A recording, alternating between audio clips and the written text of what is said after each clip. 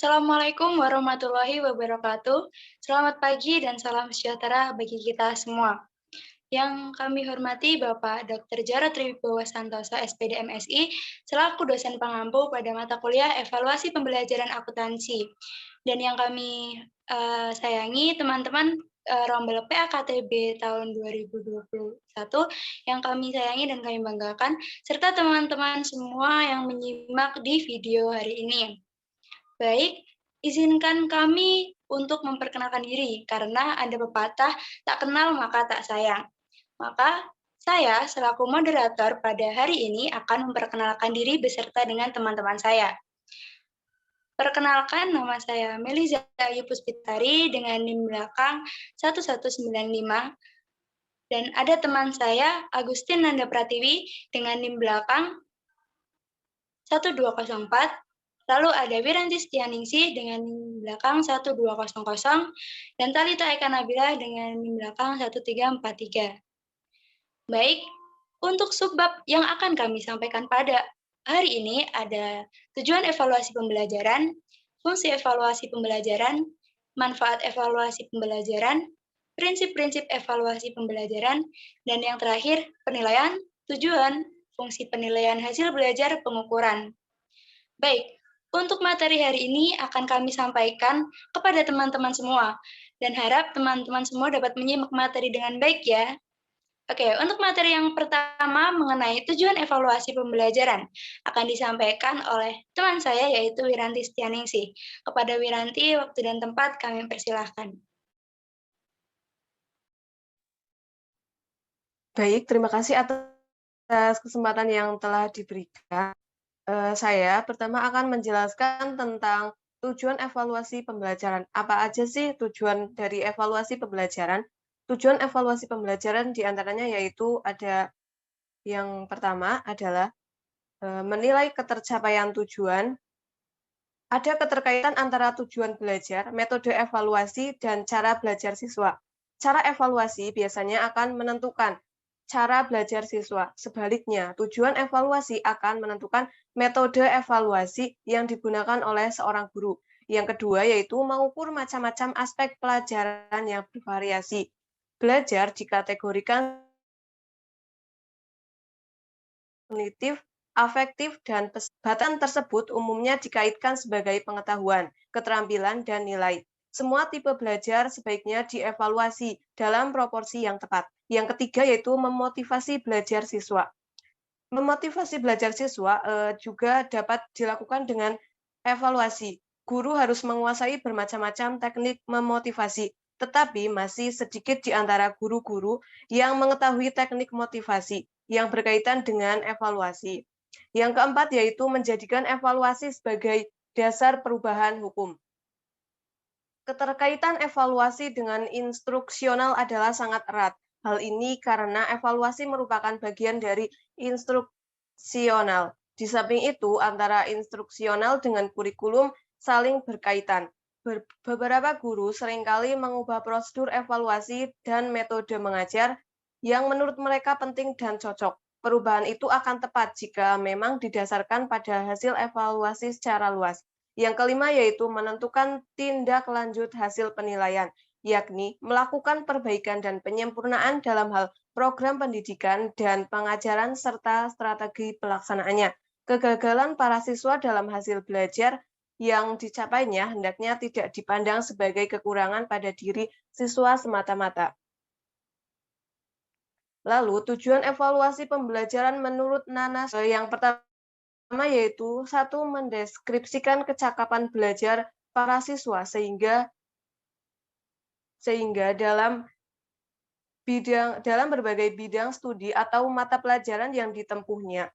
Yang kedua yaitu mengetahui keberhasilan proses pendidikan dan pengajaran di sekolah, yakni seberapa keefektifannya dalam mengubah tingkah laku para siswa ke arah tujuan pendidikan yang diharapkan.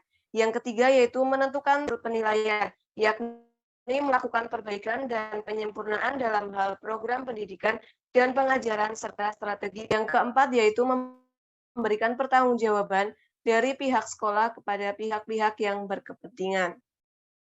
Lalu yang selanjutnya adalah fungsi evaluasi pembelajaran. Yang pertama yaitu fungsi formatif, yakni untuk memberikan umpan balik kepada guru sebagai dasar untuk memperbaiki proses pembelajaran dan mengadakan program remedial jika diperlukan bagi peserta didik. Yang kedua yaitu fungsi diagnostik, yakni untuk memahami latar belakang meliputi latar psikologis, fisik, dan lingkungan peserta didik yang mengalami kesulitan belajar yang hasilnya dapat digunakan sebagai dasar dalam memecahkan kesulitan-kesulitan tersebut. Yang ketiga yaitu fungsi sumatif, yaitu menentukan nilai kemajuan atau hasil belajar peserta didik dalam mata pelajaran tertentu sebagai bahan untuk memberikan laporan kepada berbagai pihak, penentuan kenaikan kelas, dan penentuan lulus tidaknya peserta. Yang keempat yaitu fungsi penempatan, yaitu menempatkan peserta didik dalam situasi pembelajaran sesuai dengan tingkat kemampuan peserta didik. Lalu menurut Nana Sujana, fungsi evaluasi pembelajaran ada 3. Pertama yaitu alat untuk mengetahui tercapai tidaknya tujuan instruksional. Yang kedua yaitu umpan balik bagi perbaikan proses belajar mengajar. Yang ketiga dasar dalam menyusun laporan kemajuan belajar siswa kepada para orang tuanya. Sekian dari saya kembalikan kepada moderator. Terima kasih.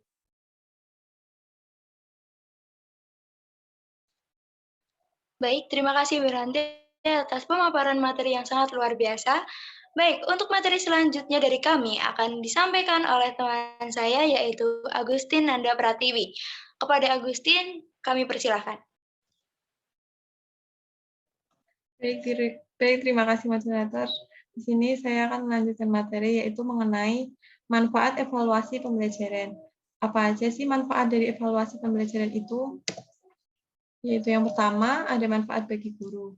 Di sini, dengan adanya evaluasi pembelajaran, guru dapat mengetahui kesulitan apa yang dialami oleh peserta didik, sehingga dapat dicari solusi untuk perbaikan. Yang kedua, yaitu untuk menentukan sejauh mana pemahaman peserta didik terhadap pembelajaran. Terus yang ketiga, yaitu memberi masukan kepada peserta didik, sehingga dapat mengembangkan berbagai potensi peserta didik, baik dalam ilmu pengetahuan maupun personalitinya. Yang keempat, yaitu mengetahui efektivitas strategi pembelajaran. Kemudian, dan yang terakhir adalah untuk mengetahui ketercapaian tujuan pembelajaran. Selanjutnya, yaitu manfaat bagi kepala sekolah. Yang pertama, dapat mengetahui kualitas sekolah. Hal ini dapat dilihat dari hasil belajar, prestasi yang telah dicapai, dan juga hasil belajar yang telah diraih oleh peserta didiknya. Selanjutnya yaitu dapat melakukan perencanaan untuk sekolah. Hal ini terutama dalam proses pelaksanaan pembelajaran, sarana-prasarana, sumber daya manusia, dan sebagainya. Dan yang terakhir yaitu dapat memberi laporan kepada pihak terkait. Hal ini dapat dilakukan dengan melaporkan peserta didik kepada orang tua, pemerintah, maupun pihak lain yang bersangkutan. Dan yang ketiga yaitu manfaat bagi pemerintah. Yang pertama yaitu keberhasilan kinerja kebijakan pendidikan yang dijalankan sebagai langkah perbaikan ke depannya. Dan kedua adalah untuk mengetahui kendala dalam pelaksanaan kebijakan pendidikan. Misalnya seperti kebijakan sarana-prasarana, biaya pendidikan, sumber daya manusia, dan lain sebagainya. Kemudian yaitu saya akan menjelaskan mengenai prinsip evaluasi pembelajaran. Yang pertama yaitu kontinuitas. Kontinuitas dapat dilakukan secara kontinu atau berkesinambungan sehingga terlihat keberhasilan antara kegiatan sebelumnya dan setelah melakukan evaluasi. Selanjutnya yaitu komprehensif. Komprehensif dilakukan secara menyeluruh untuk menilai beberapa aspek di dalamnya seperti aspek afektif, kognitif, dan psikomotorik peserta didik. Dan yang ketiga adalah kooperatif, yaitu dilakukan dengan berkoordinasi dengan berbagai elemen untuk mengembangkan siswa mulai dari guru mata pelajaran, guru wali kelas, kepala sekolah, orang tua, hingga elemen lainnya yang terkait. Bahkan evaluasi juga melibatkan siswa itu sendiri. Yang keempat yaitu adil dan objektif. Sesuai dengan prosedur dan kriteria yang disepakati, serta harus memenuhi unsur keadilan dan objektivitas untuk semua siswa. Dan yang terakhir yaitu praktis, mudah diaplikasikan, tidak memakan biaya, waktu, dan tenaga yang banyak agar memberi kemudahan pada guru dalam menyusun instrumen. Baik, terima kasih. Saya kembalikan kepada moderator.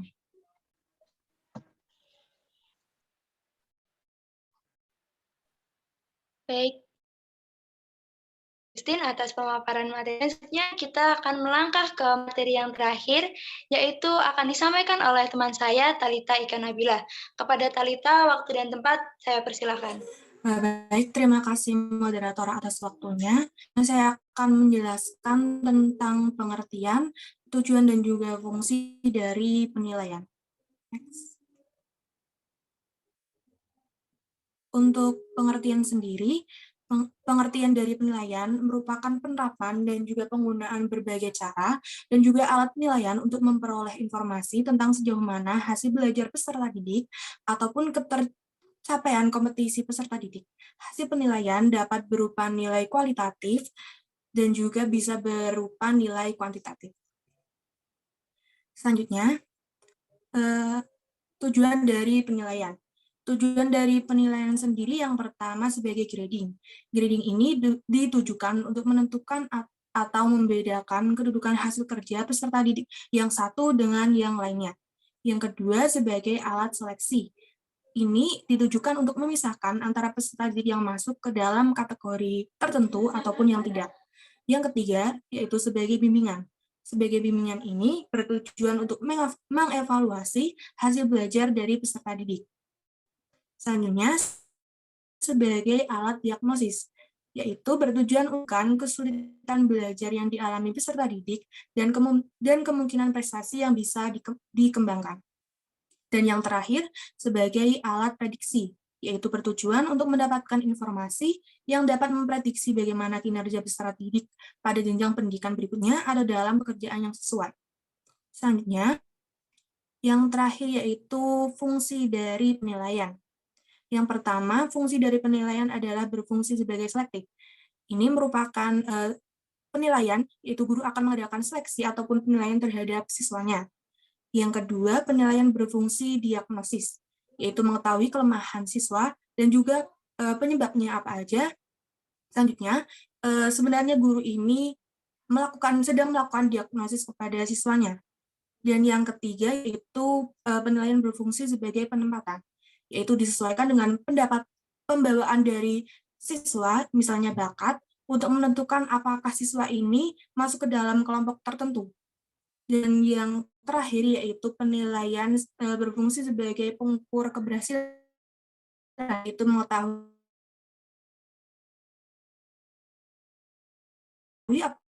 suatu program ataupun metode yang. Baik, terima kasih Talitha atas pemaparan materi. Sebelum saya tutup, saya akan menyampaikan kesimpulan dari materi pada hari ini. Untuk kesimpulannya, yang pertama, tujuan dari evaluasi pembelajaran. Tujuan dari evaluasi pembelajaran itu sendiri ada menilai ketercapaian tujuan, mengukur macam-macam aspek pelajaran yang bervariasi, memotivasi belajar siswa, menjadikan hasil evaluasi sebagai dasar perubahan kurikulum, dan yang terakhir adalah menentukan tindak lanjut hasil penilaian. Dan untuk fungsi dari evaluasi pembelajaran diantaranya yaitu fungsi formatif, fungsi sumatif, fungsi diagnostik, dan fungsi penempatan. Evaluasi pembelajaran sendiri juga bermanfaat bagi guru, kepala sekolah, peserta didik, pemerintah. Ada prinsip evaluasi pembelajaran yaitu kontinuitas, komprehensif, kooperatif, adil, dan objektif, serta praktis. Selanjutnya adalah pengertian dari penilaian. Penilaian adalah penerapan berbagai cara dan penggunaan beragam alat penilaian untuk memperoleh informasi tentang sejauh mana hasil belajar peserta didik atau ketercapaian kompetensi peserta didik. Tujuan dari penilaian diantaranya yaitu sebagai grading, alat seleksi, bimbingan, alat diagnosis, dan juga alat prediksi. Fungsi dari penilaian sendiri yaitu yang pertama, penilaian berfungsi sebagai selektif, penilaian berfungsi diagnostik, penilaian berfungsi sebagai penempatan, dan penilaian berfungsi sebagai pengukur keberhasilan. Baik, itu tadi materi yang dapat kami sampaikan mengenai evaluasi pembelajaran. Dan untuk selanjutnya, bagi teman-teman yang ingin bertanya, silakan bisa dituliskan di kolom komentar atau bisa juga disampaikan melalui kami. Baik, terima kasih karena telah menyimak video kami. Kami tutup. Wassalamualaikum warahmatullahi wabarakatuh.